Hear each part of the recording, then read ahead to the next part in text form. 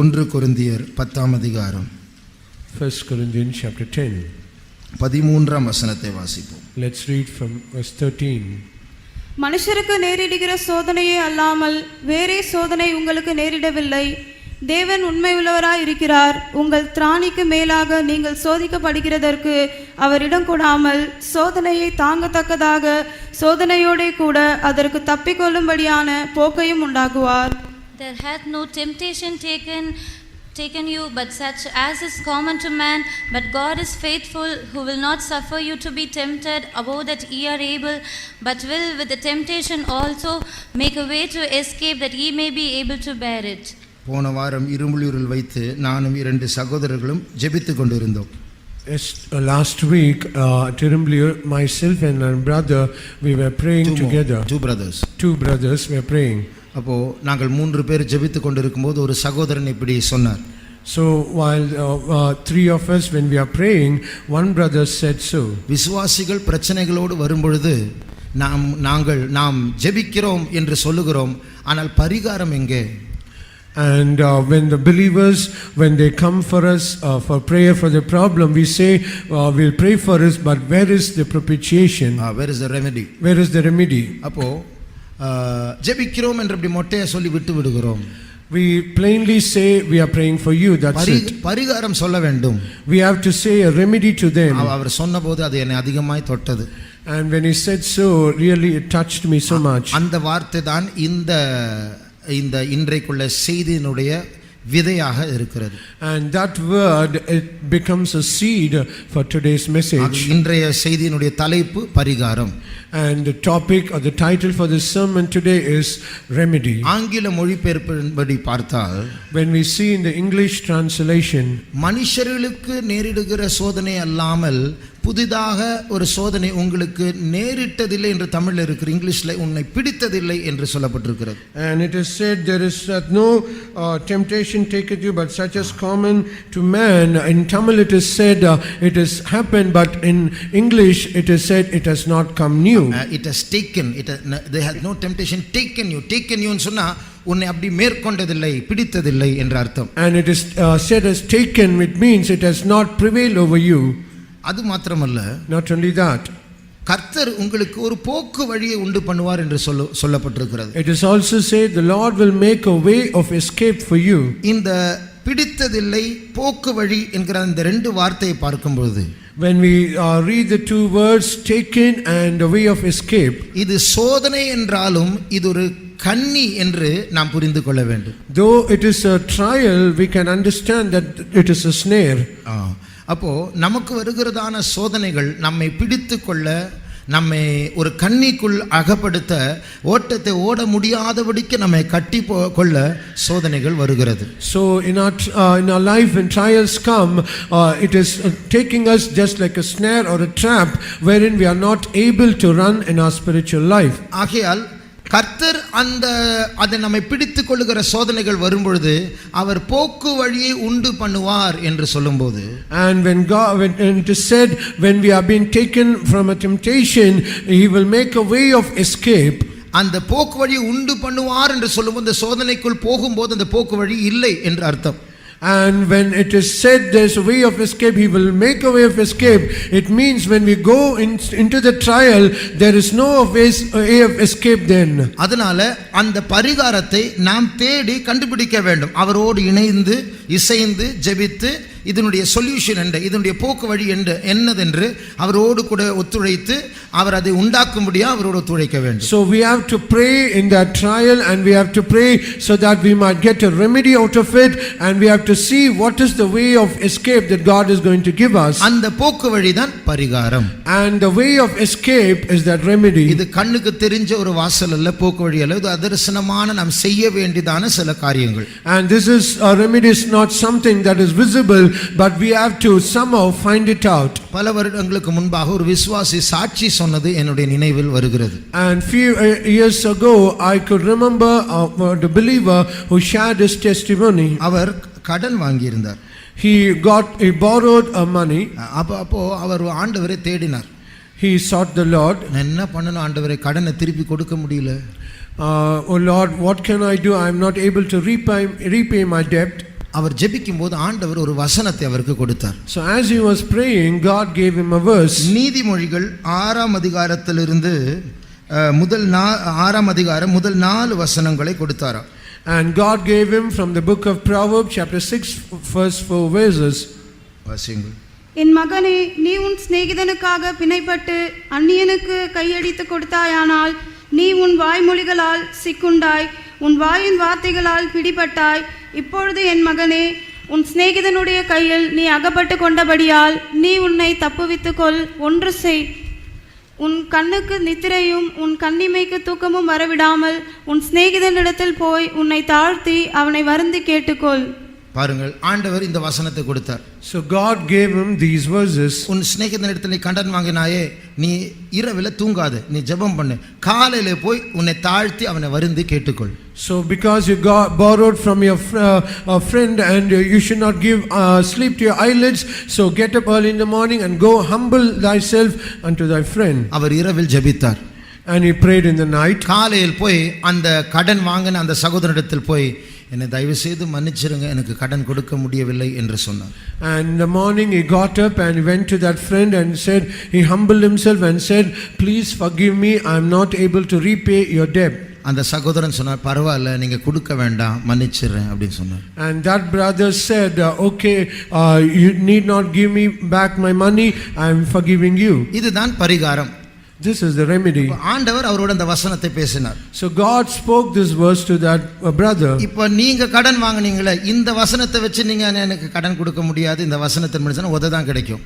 இது அந்த சகோதரனுக்கு ஆண்டவர் கொடுத்த பரிகாரம். நாம் இதற்கு நம்முடைய பரிகாரத்தை வாங்கணும். So if at all, if you go to your borrower and if you say the same verses to you, you'll be kicked out, because this is a verse that is being given specific to that brother. So we also have to search some remedies in our life. இப்பொழுது 5 குறிப்புகளை நான் சொல்ல விரும்புகிறேன். Now I would like to give 5 points for இந்த you. 5 குறிப்புகள் ஒரு பரிகாரமாக நான் நம்முடைய பிரச்சனைகளுக்கு பரிகாரமாய் கொடுக்காமல் ஒரு கண்ணாடியாக கொடுக்கிறேன்.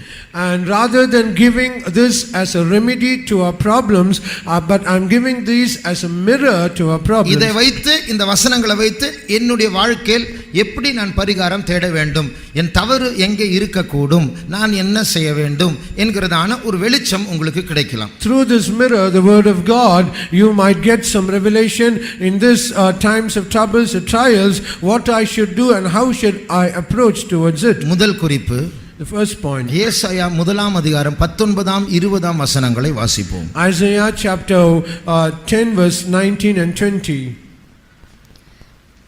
காட்டில் அவனுக்கு மீதியான மரங்கள் கொஞ்சமாயிருக்கும், ஒரு சிறு பிள்ளை அவைகளை எண்ணி எழுதலாம். ஏசாயா 1 1:19-20. ஏசாயா 1, நான் தவறாக சொன்ன மன்னிக்கவும், 1:19-20. நீங்கள் மனம் பொருந்தி செவி கொடுத்தால் தேசத்தின் நன்மையை புசிப்பீர்கள், மாட்டோம் என்று எதிர்த்து நிற்பீர்கள் ஆகில் பட்டயத்துக்கு இரையாவீர்கள். கர்த்தரின் வாய் இதை சொல்லிற்று. அப்போ இந்த வார்த்தை என்ன சொல்கிறது? What does this word say? இது ஏசாயா எழுதினதான ஒரு வார்த்தை.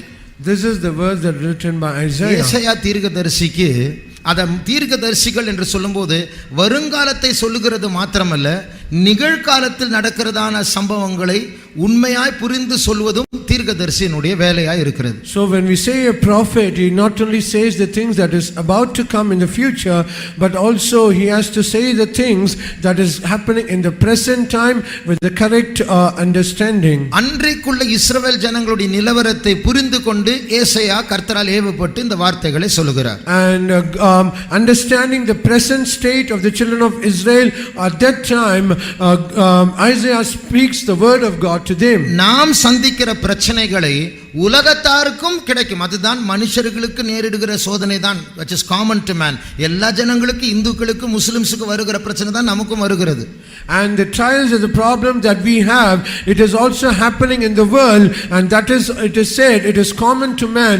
The problems the worldly people face, it is also happening to us. ஆனால் அவர்கள் அன்ற மற்றவர்கள் இந்த பிரச்சனையை பார்த்து சந்திக்கிறது போல நாம் சந்திக்காமல், அதை விட ஒரு டீப்பான ஒரு பார்வை, ஒரு கண்ணோட்டத்தோடு நாம் அதை பார்த்தால், சந்தித்தால், நாம் தீர்க்கதரிசிகள். And if at all, if we handle or encounter this problem or a trial in our life in a different way, in a different perception from the people of this world, then that is called a prophet. இஸ்ரவேல் ஜனங்களுக்கு கானான் தேசம் வாக்குத்தத்தம் பண்ணப்பட்ட தேசம் என்று Bible சொல்லுகிறது. For the children of Israel, the land of Canaan, it is called a promised land. Promised land, வாக்குத்தத்தம் பண்ணப்பட்ட தேசம் என்றால் ப்ராமிஸ்னா உங்களுக்கு தருவேன் என்று ஆண்டவர் சொல்லுகிறார். When it said a promised land, God says, promisely I will give you this land. ஆண்டவர் சத்தியம் பண்ணினது போல கர்த்தர் அந்த தேசத்தை அவர்களுக்கு கொடுத்தார். And as God swore unto them, he gave them this land. ஆனால் ரொம்ப நாள் அந்த promised landல, அந்த வாக்குத்தத்தம் பண்ணப்பட்ட தேசத்தில் அவர்களால் இருக்க முடியவில்லை. But however, they are not able to abide in that promised land for so long a time. காரணம் என்ன? What is the reason? இவர்களுடைய கீழ்ப்படியாமை. Because of their disobedience. அப்போ பட்டயம் அவர்களை பட்சித்து போட்டது. And the sword, it consumed them. ஜனத்தொகை குறைந்தது.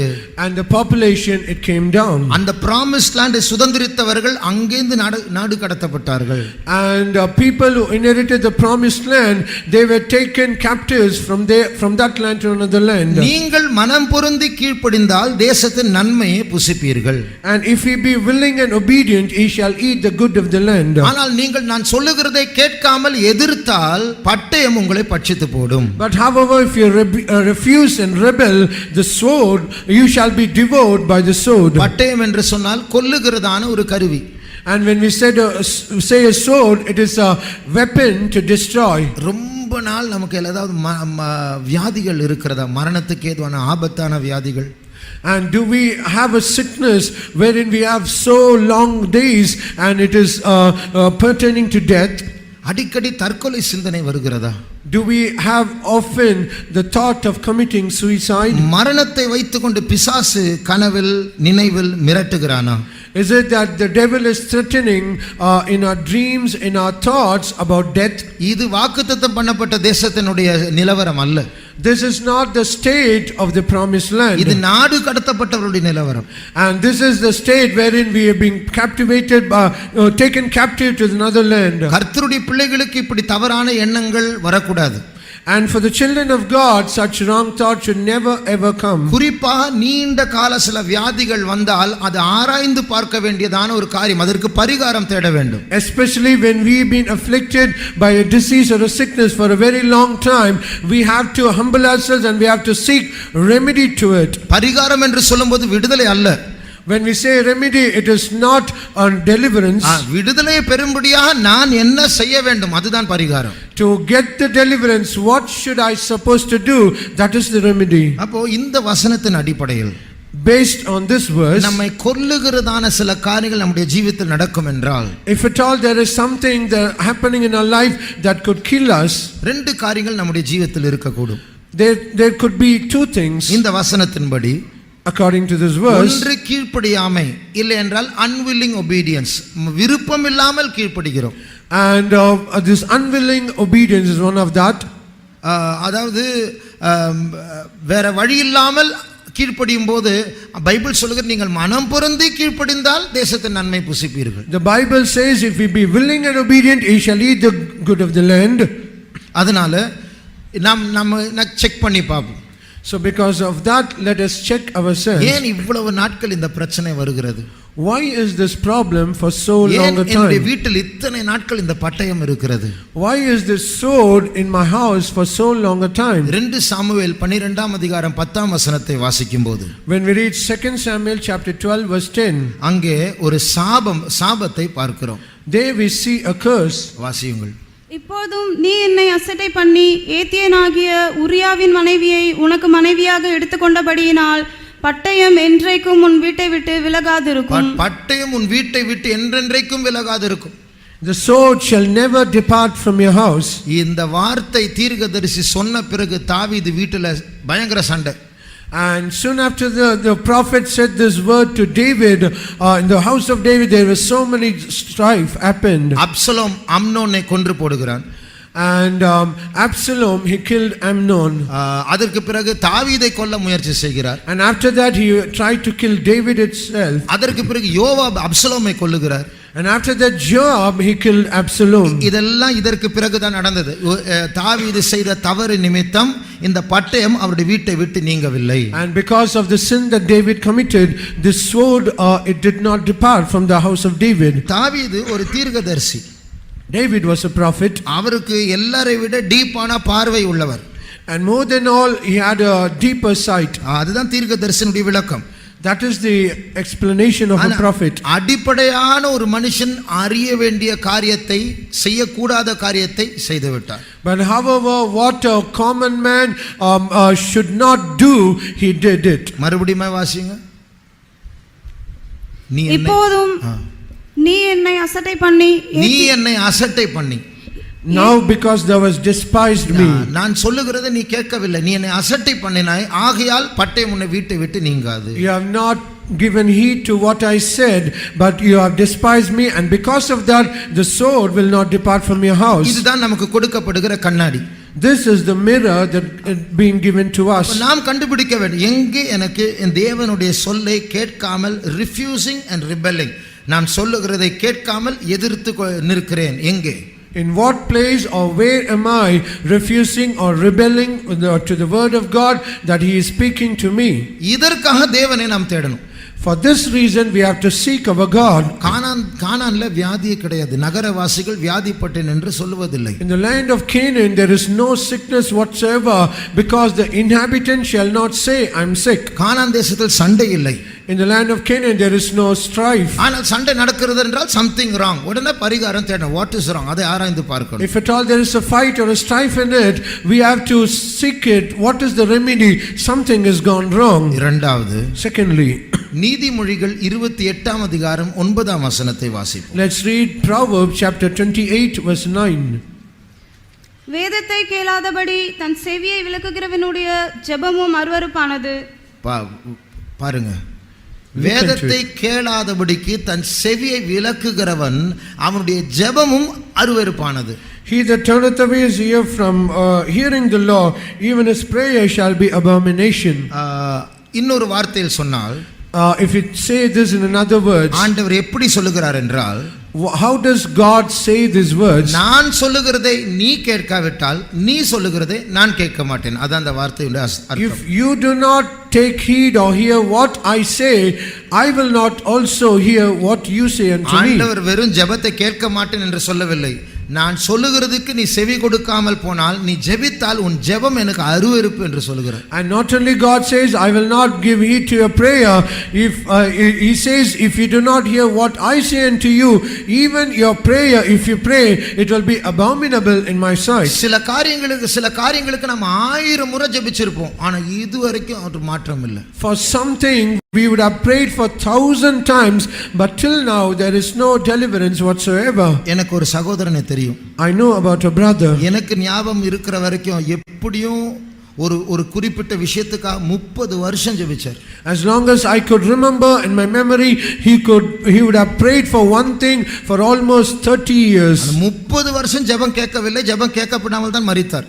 And for 30 long years his prayer was not heard, and having that prayer not heard, he also died. ஏன் இப்படி நடக்கிறது என்று ஒரு வருஷம் கழிச்சாவது அவர் கொஞ்சம் ஆராய்ந்து பார்க்க வேண்டாமா?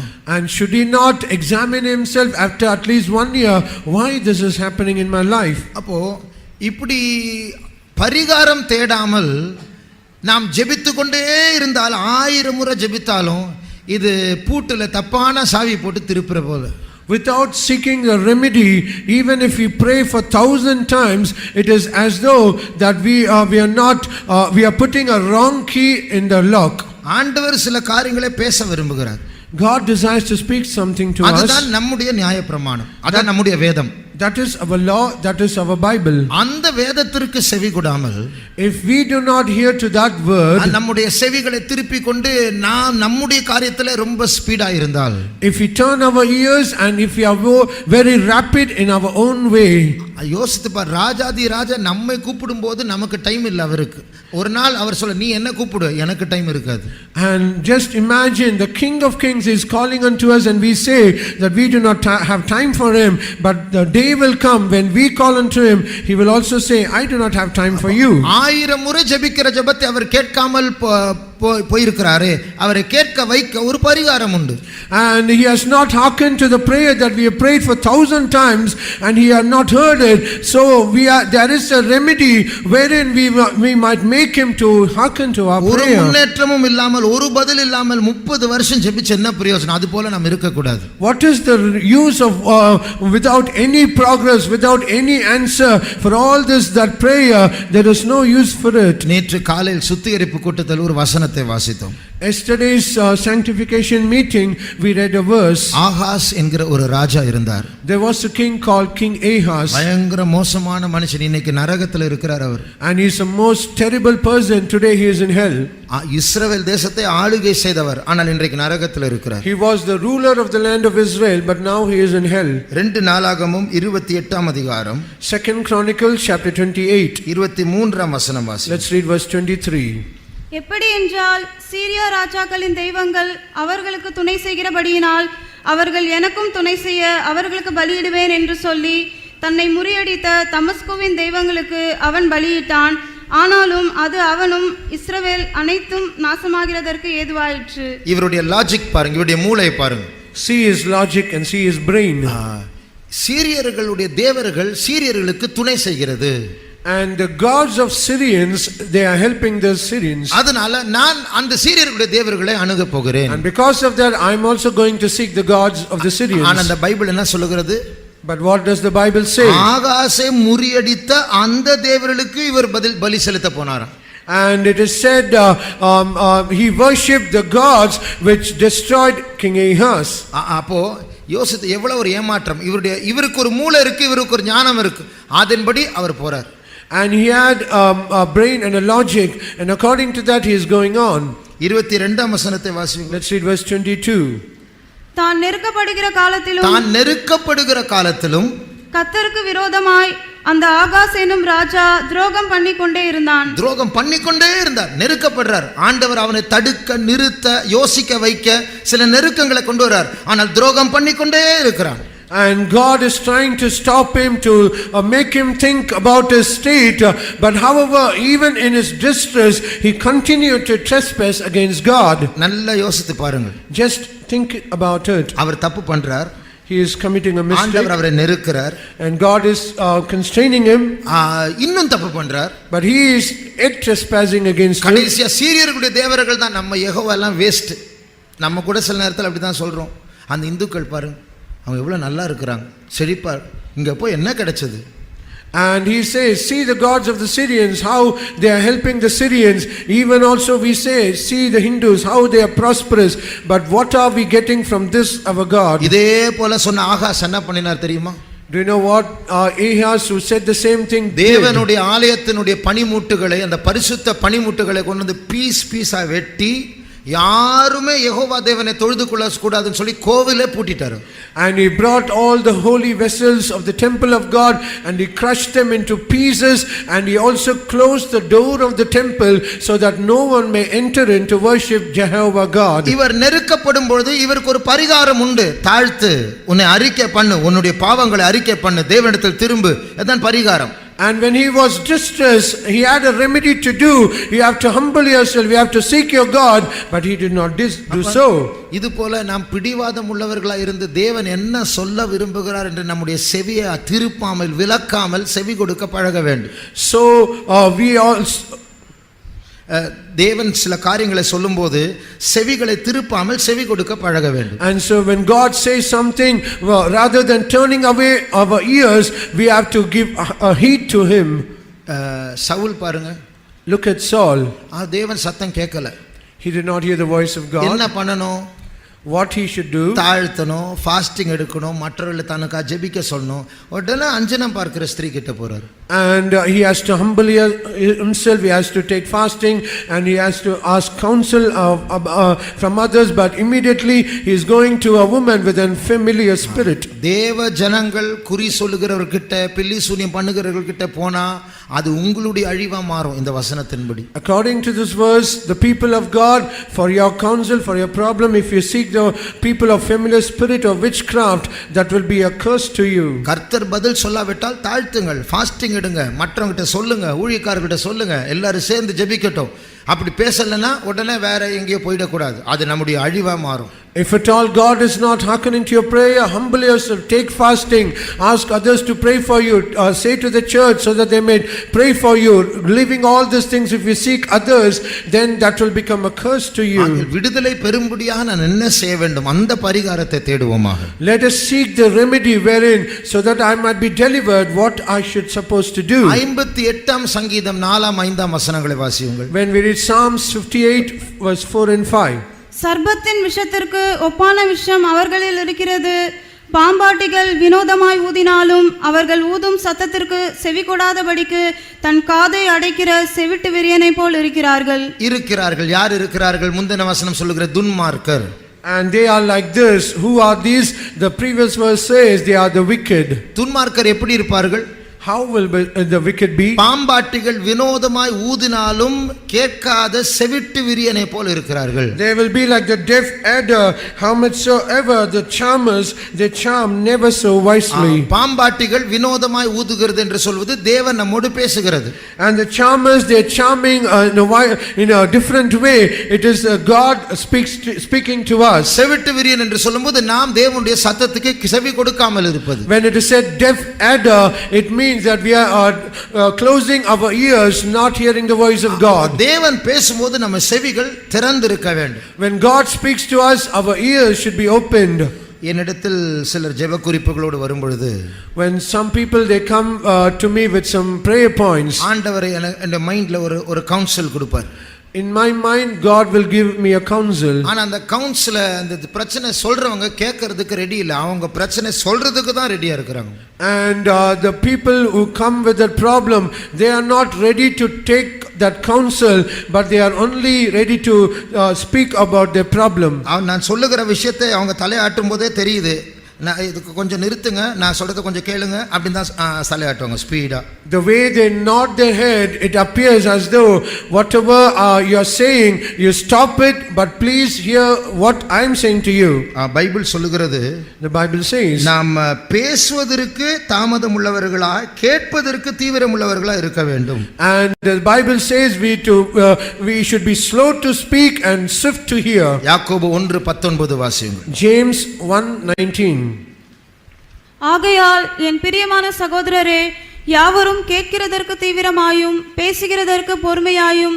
பேசுவதற்கு பொறுமை, அதன் அர்த்தம் நம்ம ஜெபிக்கும் போது நம்ம பேசவும் செய்ய வேண்டும், கேட்கவும் செய்ய வேண்டும். So when we pray, we have to be slow to speak, we have to speak as well as we have to hear. உண்மை சொல்லப்போனா நம்ம கொஞ்சம் பேசினா போதும், நிறைய கேட்கலாம். And to be honest, we have to hear more rather than speaking. மூன்றாவது, thirdly, 2 நாளாகமம் 16 அதிகாரம் 9 வசனத்தை வாசிப்போம். 2 Chronicles chapter 16 verse 9. தம்மை பற்றி உத்தம இருதயத்தோடு இருக்கிறவர்களுக்கு தம்முடைய வல்லமையை விளங்க பண்ணும்படி கர்த்தருடைய கண்கள் பூமி எங்கும் உலாவிக் கொண்டிருக்கிறது. இந்த விஷயத்தில் மதியில்லாதவராய் இருந்தீர், ஆகையால் இது முதற்கொண்டு உமக்கு யுத்தங்கள் நேரிடும் என்றான். இந்த விஷயத்தில் நீ புத்தியுள்ளமாய் செய்தீர், இனிமேல் உனக்கு யுத்தம் உண்டு என்று கர்த்தர் சொல்லுகிறார். Herein thou hast done foolishly, and henceforth you shall have wars. ஆசா ராஜாவுக்கு ஒரு பிரச்சனை வந்தது. For King Asa, he had a problem. முன்னாடி ஒரு பிரச்சனை வந்தபோது கர்த்தரிடத்தில் பரிகாரம் தேடினான். And in his earlier problem, for his remedy, he sought the Lord. இப்பொழுது பிரச்சனை வரும்போது சீரியர்கள் கிட்ட உதவிக்காக போகிறார். But now in his current problem, rather than seeking the Lord, he is seeking the Syrians. அப்ப ஆண்டவர் திட்டுகிறார். Then God rebuked him. நீ இப்படி மாறிட்ட? Why have you changed like this? முன்னாடி ஏத்தியோப்பியர் வரும்போது நீ இப்படி பண்ணலையே, என்னதானே தேடுன? And in the earlier time when the Ethiopians came against you, you sought me. நீ இப்பொழுது உன்னுடைய உத்தமத்தை இழந்தாய். Now you have lost your integrity. இனிமேல் உனக்கு யுத்தம் உண்டு. Now going forward you have wars. இப்படி தீர்க்கதரிசி சொன்ன உடனே As soon as the prophet said so, ஆசா தீர்க்கதரிசி எடுத்து ஜெயில அடைச்சிட்டாரு. and King Asa, he imprisoned the prophet. இதுதான் பெருமை, சுயம். This is pride and self. அப்போ தேவன் நம்மோடு பேச விரும்பும்போது நம்ம கேட்க ரெடியா இருக்கணும். So when God desires to speak to us, we should be ready to hear it. ஆனால் இந்த ஆசா ராஜாவுடைய உத்தமத்தை இழந்து விட்டார், கேட்க ரெடி இல்லை. அவருடைய மைண்ட்ல ஒரு செட் பண்ணியிருக்கிற ஒரு பிடிவாதம், அதை சாதிக்க போறாரு. But King Asa lost his integrity and he has set something in a mind, and because of his stubbornness he is seeking that. உத்தமம் குறையும் போது When integrity comes down, பொய் பெருகும், lies will increase, தந்திரம் பெருகும், cunningness will increase, வஞ்சனை பெருகும். deception will increase. இன்னைக்கு நிறைய தேவ ஜனங்கள் இதை தான் ரொம்ப யூஸ் பண்றாங்க. வஞ்சனை, பொய், மாயமாலம், இது வச்சுதான் ஓட்டத்தை ஓடிட்டு இருக்கிறாங்க. Today many people of God, they are using all this deception, cunningness and hypocrisy, and with that they are running their race. சில வருடங்களுக்கு முன்னாடி நான் ஒரு சபையில் இருந்தேன். Few years ago I was in a church. அப்போ ஒரு ரிப்போர்ட் கிடைச்சது எனக்கு. Then I got a report. ஒரு சண்டே ஸ்கூல் டீச்சர், பிரதர் நான் பார்த்தேன், அவங்க கிளினிக்ல உட்கார்ந்துட்டு இருக்காங்க, ட்ரீட்மெண்ட்டுக்காக வெயிட் பண்றாங்க. And one Sunday school teacher, he said, brother, I'm in a clinic, I'm undergoing a treatment. மருந்து எடுக்க கூடாதுன்னு யாரும் ஃபோர்ஸ் பண்ணல. We are not, no one is forcing for that, for you not to take medicine. ஆனா நம்ம அது மாயமாலம் ஏன் பண்ண வேண்டும்? But why have we have to do with hypocrisy? அனானியா சப்பீரால் அப்படிதான் பண்ணாங்க. அவங்கள அந்த நிலத்தை எடுத்து அதை காசாக்கி பாஸ்டருக்கு கொடுக்கணும்னு யாருமே சொல்லலையே, எதுக்கு போய் சொல்லணும்? Ananias and Sapphira, they did so. No one forced them to sell their land and give it as an offering at the apostles' feet. நீங்க ஃபுல்லா அந்த அமௌண்ட் நீங்களே வெச்சுக்கோங்க, உங்களுக்கு யார் கொடுக்க சொன்னது? போய் சொல்லி ஏன் பாதி கொடுக்குறீங்க? And you keep the full amount with yourself, but why are you saying lie and giving the half of the amount to it? இது பிரியமானவர்களே, கடைசி நாட்களில் ரொம்ப ஈஸியா காமனா நடந்துட்டே இருக்கு. நிறைய போய், நிறைய தந்திரம், ஏமாற்றம். Beloved, in these last days it is happening in a very usual and a common way. Many deception and lying and hypocrisy. கடந்த 2-3 வாரத்தில் 2 பேர் இடத்தில் போய் சொன்னார்கள். And in last 2 or 3 weeks, 2 people, they spoke lies to me. போய் சொல்லி அந்த 2 பிரதர்ஸும் என்கிட்ட வந்து மன்னிப்பு கேட்டாங்க. And they spoke lies, and the 2 brothers, they came and asked pardon from me. Sorry brother, நான் போய் சொல்லிட்டேன். Sorry brother, we have spoken a lie. இதுதான் உத்தமம். This is integrity. இந்த உத்தமத்தை இழந்தால் தந்திரத்தை வைத்துக்கொண்டு, பொய், மாயமாலத்தை வைத்துக்கொண்டு நிறைய சாதிக்கலாம் இந்த பூமியில. ஆனா அது ஒரு பெரிய அழிவாய் பிற்காலத்தில் மாறும். யுத்தங்கள் பெருகும். Losing this integrity, perhaps you might accomplish many things in this world through lies and hypocrisies and other ways, but that will become a destruction snare to us, and we will be more cursed in this earth. அப்ப நம்முடைய வீட்ல நிறைய சண்டை நடக்குதா? And is there many fightings happening in our house? தேவையில்லாம arguments, சின்ன விஷயத்துக்கு பெரிய தீ எழும்புதா? Unnecessarily, without any reason, there are any heated arguments. குடும்ப ஜெபத்துக்கு உட்கார்ந்தாதான் சண்டை ஆரம்பிக்குது. The moment that they sit for the family prayer, the struggle is starting. என் உத்தமத்தை எங்கே இழந்தேன் என்று கேட்போமா? Let us ask, where have I lost my integrity? பிரியமானவர்களே, ஒரு கொடிய வஞ்சகம் பூமியில் வருகிறது என்று பைபிள் சொல்கிறது. And beloved, there is a terrible deception that is going to come in this world. இன்றைக்கு பெரும்பாலான ஜனங்கள் அந்த பொய்யில மாட்டிட்டாங்க, அந்த வஞ்சகத்தை. அதுதான் உண்மை நினைச்ச பின்னாடி போறாங்க.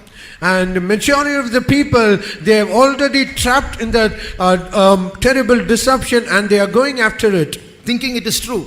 அதுதான் உண்மை என்று நினைத்து அதை and பின்பற்றுகிறார்கள். they are thinking it that is the truth, and they are following it. இந்த கொடிய வஞ்சகம் ஒரு கொடிய ஏமாற்றமாய் மாறப் போகிறது. This cruel or the terrible deception, it is going to be a terrible failure or cheating. எல்லாருக்கும் மூத்த சகோதரனாய் எழும்புகிற அந்தி கிறிஸ்து பொய்யின் பிதாவாய் வெளிப்பட போகிறார். And the big brother, the antichrist, who is going to come up, he is going to become the father of lies. அந்த பொய்யில, அந்த தந்திரங்கள்ல, அந்த மாயமாலத்துல நாம் சிக்கிக்கொள்ள கூடாது. உத்தமர்களாய் இருப்போம். And let us not be trapped in that lies, in that cunningness and the deception. Let us abide in our integrity. பொய் ஒரு அடைக்கலம் தான். Lies is indeed a refuge. நல்ல ஸ்ட்ராங்கா பொய் சொன்னா நம்புவாங்க. If we say that lies in a very strong way, people will trust. அப்படியா அப்படி நம்புவாங்க. They will say, is it so? அப்படியே சிரிச்சிட்டு திரும்புவோம் பாருங்க, நம்ம நினைக்கிற நம்ம தான் ஜெயம் எடுத்தோன்னு, நம்ம தான் ஏமாந்துட்டோம். And after saying that, they will turn their face. We think that we have got the victory, but in the true sense, it is we are being deceived. ஆண்டவர் பரிகாரத்தை தருகிறார். God gives a remedy. நம்முடைய உத்தமத்தை check பண்ணுவோம். Let us check our integrity. ஆண்டவரே ஏமாற்றி பிழைக்க பார்க்கிறோமா?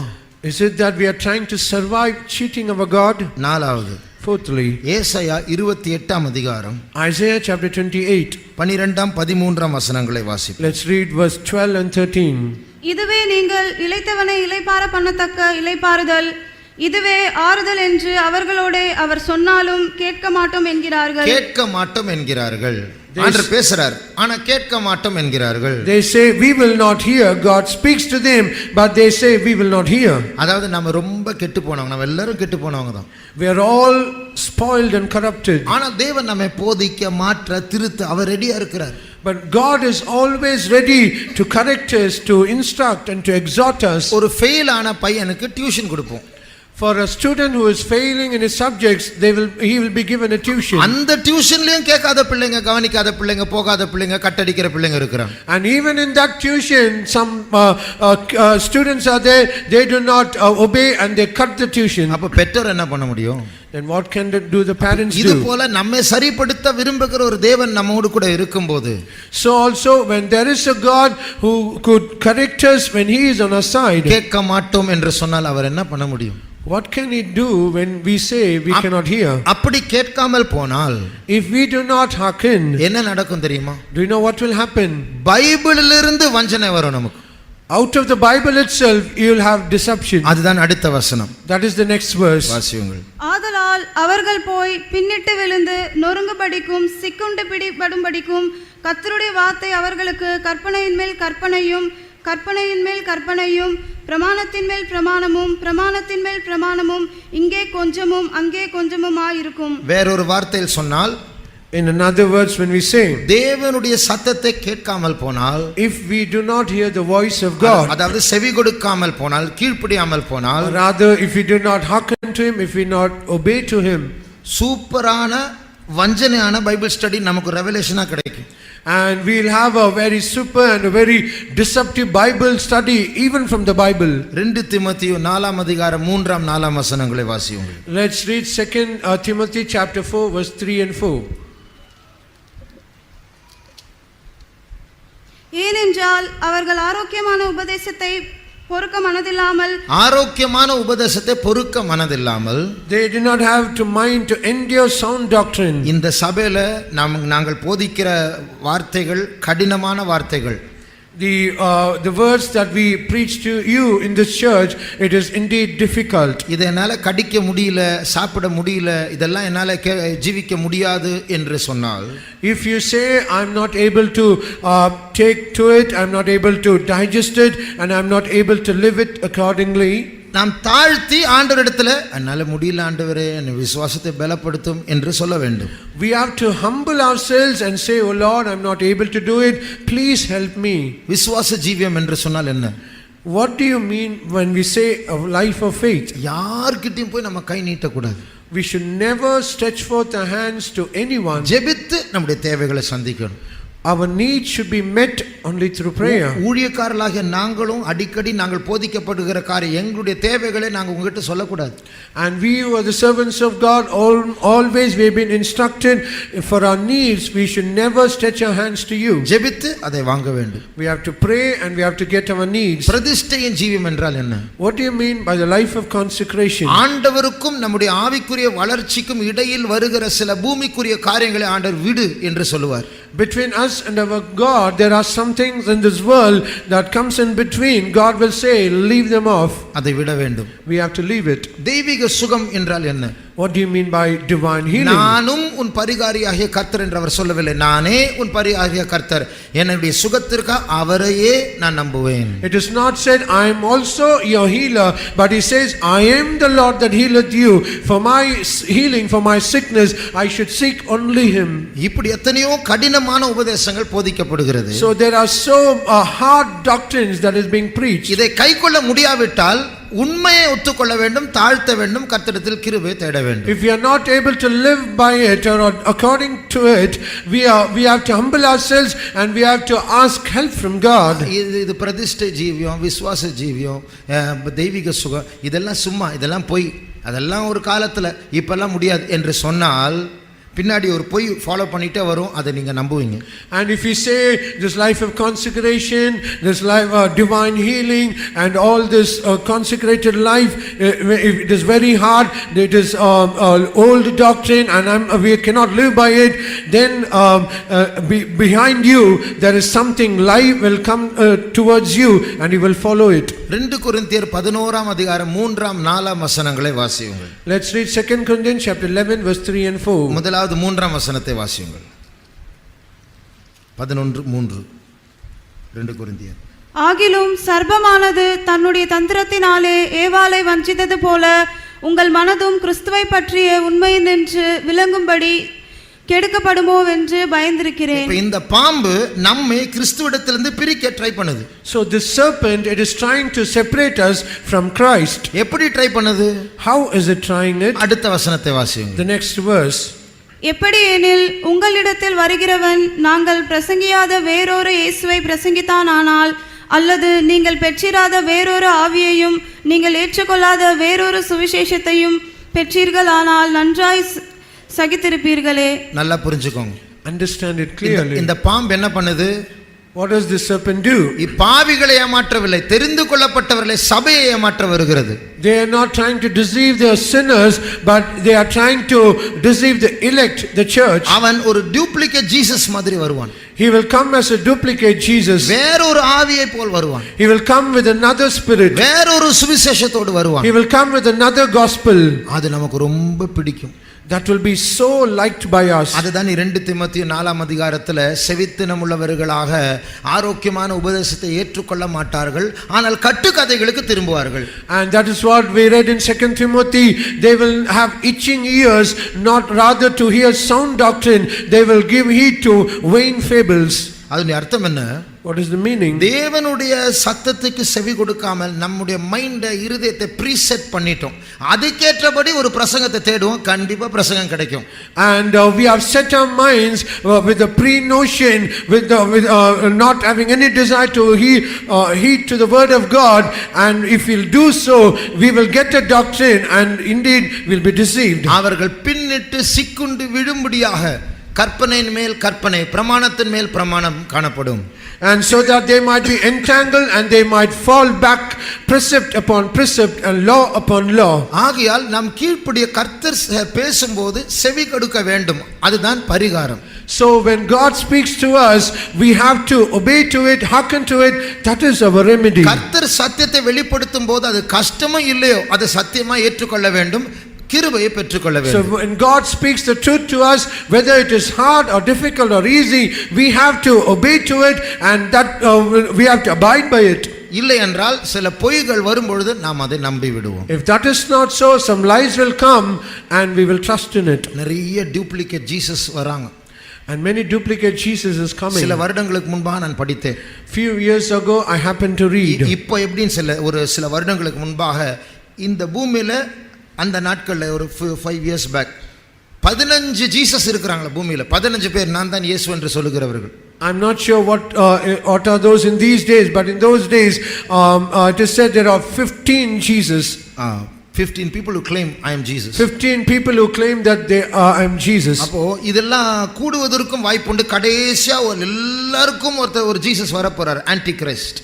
And there are chances that it will increase, but finally there is going to come one Jesus. He is called the Antichrist. பரிசுத்த பவுல் சொல்லுகிறார், St. Paul says, எனக்கு பயமா இருக்கு. he says, I fear. இந்த சர்ப்பம் ஏவாளை வஞ்சித்தது போல உங்களையும் ஏமாற்றுமோ? lest by any means as the serpent beguiled evil, it should beguile you. அந்த வேறொரு ஜீசஸை பற்றி சொன்ன பிறகு And after saying about the another Jesus, 14-15 வசனங்கள் சொல்லுகிறார், ஒளியின் தூதரின் வேஷத்தை தரித்து சாத்தான் மாற்று வேஷத்தோடு வருகிறான். and in 13 and 14 and 15th verse he says Satan puts on the angel of light and he is deceiving many. அப்ப அதன் அர்த்தம் என்ன? ஸ்பிரிச்சுவல் மாதிரி அவனுடைய பேச்செல்லாம் ஸ்பிரிச்சுவலா இருக்கும், ஆனா அவன் சாத்தானவன். And the meaning is, all whatever he speaks, it will appear as though it is spiritual, but it is so deceptive. அவனுடைய ஊழியக்காரரும் நீதியின் ஊழியக்காரர்கள் என்று வாசிக்கிறோம். And even his ministers, they are called the ministers of righteousness. அதாவது நீ விபச்சாரம் பண்ணு, நீ போய் சிகரெட் பிடி, நீ போய் சண்டை போடு, இவங்க சொல்ல மாட்டாங்க சண்டை போடாதீங்க, விபச்சாரம் பண்ணாதீங்க, இப்படி தான் பிரசங்கம் பண்ணுவாங்க. ஆனால் அந்த பிரசங்கத்தின் நடுவில் ஒரு சின்ன ட்விஸ்ட் இருக்கும், அது போத நமக்குள்ள விஷம் ஏறிடும், வஞ்சிக்கப்படும். They will not say you go and commit adultery, you go and fight this, you go and commit this evil. They will not say directly, but they will say you do not do this, you do not do that.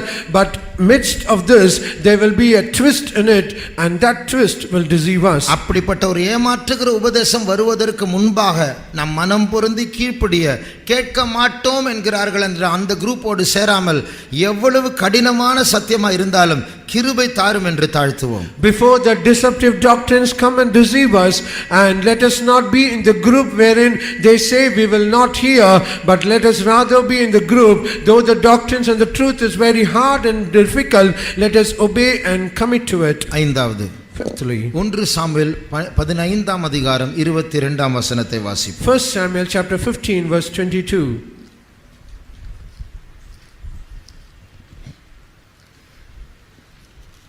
ஒன்று Samuel 15:22. அதற்கு Samuel கர்த்தருடைய சத்தத்திற்கு கீழ்ப்படுகிறதை பார்க்கிலும் சர்வாங்க தகனங்களும் பலிகளும் கர்த்தருக்கு பிரியமாய் இருக்குமோ, பலியை பார்க்கிலும் கீழ்ப்படிதலும் ஆட்டுக்கடாக்களின் நினத்தை பார்க்கிலும் செவி கொடுத்தலும் உத்தமம். கர்த்தருக்கு ஸ்தோத்திரம். Praise the Lord. நாம் காணிக்கை கொடுக்கிறோம். We give offering. இதான் நம்முடைய பலிகள். These are our sacrifices. பொருளை வைத்து காசை வைத்து காணிக்கை கொடுக்கிறோம். With things and money we give offering. தசம பாகம் கொடுக்கிறோம். We give tithes. ஏழைகளுக்கு உதவி செய்கிறோம். We help the poor. போன தடவை இந்த மிஷனரி ஊழியத்துக்கு எவ்வளவு ஹெல்ப் பண்ணோம். And in the last time for the missionary we helped them a lot. Bible சொசைட்டிக்கு எவ்வளவு ஹெல்ப் பண்ணோம். We helped the Bible Society. பொதுவாக சவுத் இந்தியன்ஸுக்கு ஒரு நல்ல ஒரு ஹெல்பிங் மைண்ட் இருக்கிறது. Generally for the South Indians they have a helping mind. அதாவது கொஞ்சம் அவங்களுடைய சொந்த மார்க்கத்தை மாற்றி going out of the way to help, அவங்களுடைய ப்ரோக்ராமை மாற்றி ஹெல்ப் பண்ற அளவுக்கு உதவி செய்யக்கூடியவங்க. And there are people who change their own way and they go out of the way and help people. ஆனால் ஆண்டவர் சொல்லுகிறார், But God says, அதை விட more than that, நான் சொல்லுகிறதை நீ கேட்பதில் நான் பிரியமாயிருக்கிறேன். I am very pleased in the which whatever I say you obey. 10 நிமிஷம் நீங்க ஃபெய்த் ஹோமுக்கு வந்து கை தூக்கி ஸ்தோத்திரம் பண்ணுகிறதை விட நான் சொல்லுகிறதை செய்தால் அதில் நான் பிரியமாயிருப்பேன். Rather than you come to the faith home and lift your hands and praise for 10 minutes, more than that I am pleased in that you obey to my words. நான் சொல்லுகிறதை நீ கேட்டால், If you give heed to what I say, ஆட்டுக்கடாவின் நிலத்தை விட அது கொழுமை உள்ளதாக பிரியமுள்ளதாக இருக்கும். and it will be more better than the fat of rams. அப்போ இன்றைக்கு கர்த்தர் அவரை நம்முடைய வாழ்க்கையில் வருகிறதான பிரச்சனைகளை மாற்றக்கூடியதான பரிகாரத்திற்கு என்ன செய்யலாம், அந்த பிரச்சனையின் காரணம் எதுவா இருக்கலாம் என்று ஆராய்ந்து பார்க்கும்படியா சில வசனங்களை கண்ணாடியாய் நமக்கு தந்திருக்கிறார். And God has given some verses as the mirror, so that in our problems what is our remedy and how and what we should do to seek that remedy. ஆண்டவர் சொன்னார், அமலேக்கியரை முற்றிலும் அழித்து போடு, ஆடு மாடு ஆண் பெண் குழந்தை யாரையும் விடாத. And God says you have to totally annihilate Amalekites. You should never leave any animals or whatever it is. Samuel வருகிறார். Samuel comes. கர்த்தர் சொன்னபடி செய்தாயா? And he asked Saul, did you do whatever God said to you? செய்தேன். He said, yes, I did. அப்ப அந்த ஆடு மாடு சத்தம் என்னது? What is the bleatings of that sheep and lambs? அது வந்து பலி செலுத்துறதுக்காக நான் கொஞ்சம் சேர்த்து வச்சிருக்கிறேன். And Saul said, they are the animals wherein I have separated them for sacrifice. அப்பொழுதுதான் இந்த வசனம் வருகிறது. And then this verse comes. நீ பலி செலுத்துகிறதை பார்க்கலும் ஆண்டவர் சொல்லுகிறதை நீ கேட்க வேண்டும். And more than your sacrifices, you have to obey what the Lord says to you. இப்படி எல்லாம் இந்த சவுலை விட நம்ம நிறைய பண்றோம். ஆனா ஒண்ணுமே மனசுல ஏறாது. பண்ணிட்டே இருப்போம், போயிட்டே இருப்போம், உணராம இருப்போம். Likewise, more than Saul, we are doing many things, but nothing will ever get into our heart. We continue to do our things, we go on our own way. கர்த்தர் இப்படி சொன்ன உடனே உனக்கு இப்படி இனிமே சோதனை பிரச்சனை வரப்போது சொன்ன உடனே கர்த்தர் உன்னை விட்டு விலகினார் அப்படின்னு சொன்ன உடனே சவுல் வந்து சாமுவேலை பிடிச்சிட்டார். And after saying all these things, when Samuel said, "The Lord has departed from you," Saul, he took hold on the shawl of Samuel. Samuel விலகும் போது வஸ்திரம் கிழிந்தது.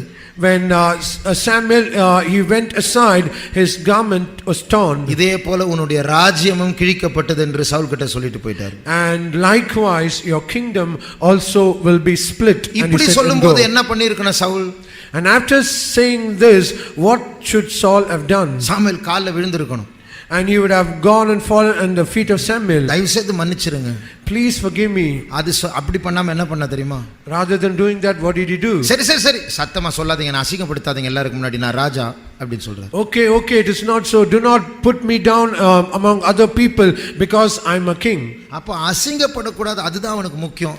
தேவனுக்கு முன்பா உத்தமனா மாறணும், கீழ்ப்படி நான் பண்ணினது தப்பு, அது முக்கியம் இல்லை. And he should not be ashamed. That is more important to him. And he has to humble himself, and he should not lose the integrity of his heart before God. That was not important for him.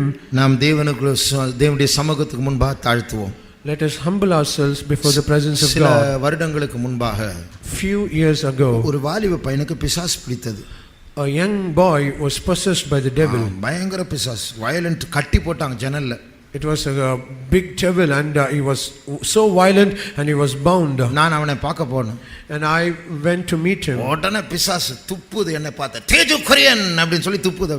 And immediately the devil saw me and he spit and he said, "Teju Korean." அப்போ அந்த ஃபெய்த்தோம்ல இருந்ததான ஊழியக்காரர்கள் ரெண்டு பேர் daily ஜெபிச்சிட்டாங்க. ஒரு மாசம் ஜெபிச்சாங்க. 2 sisters போய் daily போய் ஜெபிப்பாங்க.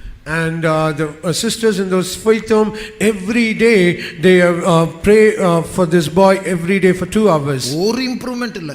No improvement வீட்ல whatsoever. இருக்கிற கம்ப்யூட்டர்லாம் உடைச்சிட்டாங்க. And he broke every computer in his house. கடைசியா ஒரு வயசான பாட்டி, ஒரு விசுவாசி அந்த வீட்டுக்கு போனாங்க. Finally, old sister, mother, she came to his நல்ல house. ஸ்பிரிச்சுவலான பாட்டியும். And she was indeed a very spiritual அவங்க என்ன mother. பண்ணாங்க தெரியுமா? Did you know what she did? குடும்பத்துல இருக்கிற அத்தனை பேர் 2 நாள் லீவ் போடுங்க, எல்லாரும் யாரும் வேலைக்கு போங்க, எல்லாம் வாங்க. And she said, all of the family members, you do not go to your office or work, you have to take leave for 2 days and you have to come. 2 நாள் கர்த்தரை தேடுவோம். Let us seek the Lord for 2 days. நீங்களா பழைய விசுவாசி தானே, எதுக்கு நகை போட்டுருக்கீங்க, எதுக்கு வீட்ல டிவி இருக்கு? And you are all old believers, you are adorned with ornaments, and why is there a television in your house? பிரதிஷ்டை பண்ணுங்க, consecrate them. இப்படி சொல்லி 2 நாள் ஜெபிச்சாங்க, அந்த பையன் சரியாயிட்டான். And after saying all these things and prayed for 2 days, that boy was cured. இன்னைக்கு அவன் காலேஜ்ல ஒரு லெக்சரரா இருக்கான். Today he is a lecturer in a college. இதுதான் பரிகாரம். This is the remedy. நம்முடைய கண்களை மூடுவோம். Let us close our eyes. சட்டத்தின்படி மல்யுத்தம் செய்ய நாம் ஒப்பு கொடுப்போம். Let us submit ourselves so that we might wage war according to the law. நமக்கு ஒரு யுத்தம் உண்டு. We have a battle. பரிகாரம் உண்டு. We have a remedy. நமக்கு ஒரு ஜெயம் உண்டு. We indeed have a victory. ஆனால் சட்டத்தின்படி போராடி ஜெயம் எடுக்க வேண்டும். But let us strive according to the law. நம்மை பரிசுத்தப்படுத்துகிற கர்த்தர் நம்மோடு பேசிக் கொண்டிருக்கிறார். And God who sanctifies us, he is speaking to us. எத்தனை முறை ஆண்டவர் பேசி முயற்சி செய்தால் அவர்களுக்கு கேட்க மனதில்லை. How many times the Lord is trying to speak again and again, but they did not have a mind to hear.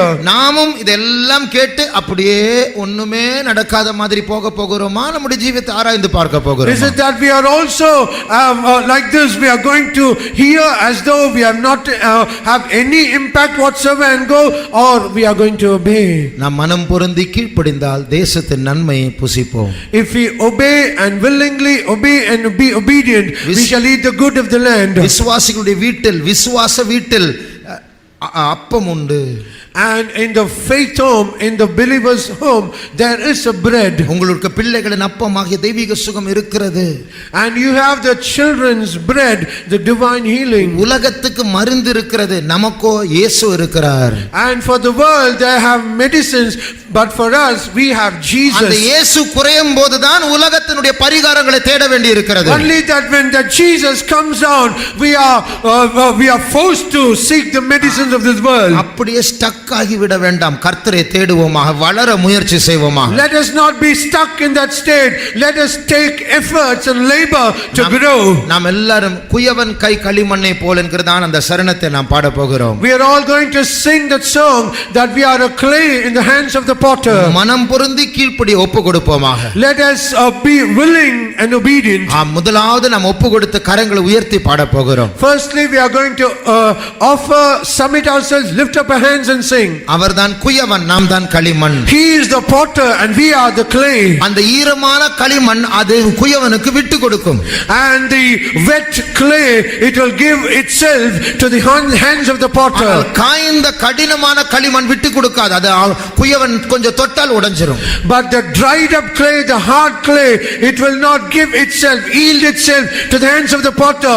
If it is being forced, it will be breaking. எத்தனை பேர் செவி கொடுக்க போகிறோம்? How many of us are going to give heed? கர்த்தாவே சொல்லும், அடியேன் கேட்கிறேன். Speak, Lord, for thy servant heareth. நம்ம நமக்கு பிடிக்காத சில காரியங்கள் ஆண்டவர் பேசும்போது நம்ம வேற என்னமோ சத்தத்தை கேட்டறக்கூடாது. அது ஒரு வஞ்சனை.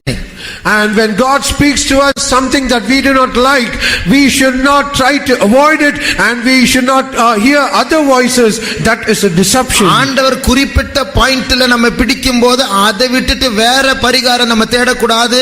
ஆண்டவரை ஏமாற்ற முடியாது. And when God tries to pinpoint us in one of our points, we have to take heed to it, and we should not seek another remedy. நம் கரங்களை உயர்த்தி நாம் ஒப்பு கொடுத்து பாடுவோமா. Let us lift up our hands and submit ourselves and sing. ஆண்டவர் நம்மத்தில் இருக்கிறார்.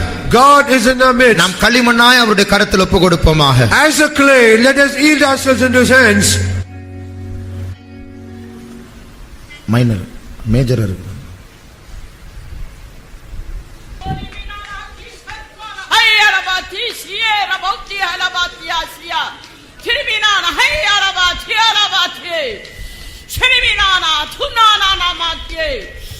என் பிள்ளையே, நீ எம்மட்டும் எதிர்த்து நிற்பாய். நீ எம்மட்டும் எதிர்த்து கொண்டிருப்பாய். My child, how long you are going to resist? என் உபதேசத்தை எதிர்க்கிறாய்.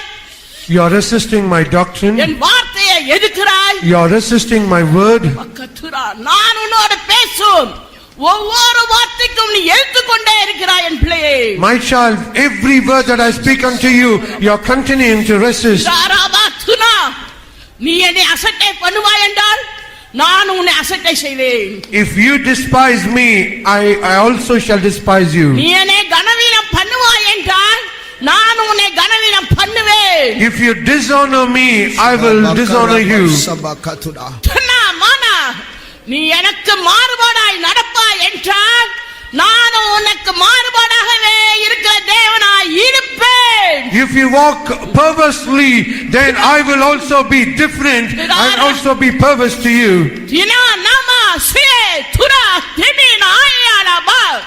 என் பிள்ளையே, என் வார்த்தைக்கு கீழ்ப்படியே. My child, obey to my word. நான் தான் மட்டும் உன்னோடு பேசிக்கொண்டே இருக்கிறேன். உன்னை குறித்து தான் பேசுகிறேன். It is I who am speaking to you, and concerning you I am speaking to you. செவியை என் பக்கமாய் திருப்பு. Turn your ears toward me. உன் கண் என்னை நோக்கி பார்க்கட்டும், என் வார்த்தையை நோக்கி பார்க்கட்டும், உன் கண் என் வேதத்தை நோக்கி பார்க்கட்டும். Let your eyes look unto me, let your eyes look unto my word, look unto my word. நீ எனக்கு கீழ்ப்படுவாய் என்றால், என் வார்த்தைக்கு கீழ்ப்படுவாய் என்றால், உன் செவியை என் பக்கம் சாய்ப்பாய் என்றால் நான் உன்னை பெரியவனாய் மாற்றுவேன். If you obey to my word, if you incline your ear to my word, I shall make you great.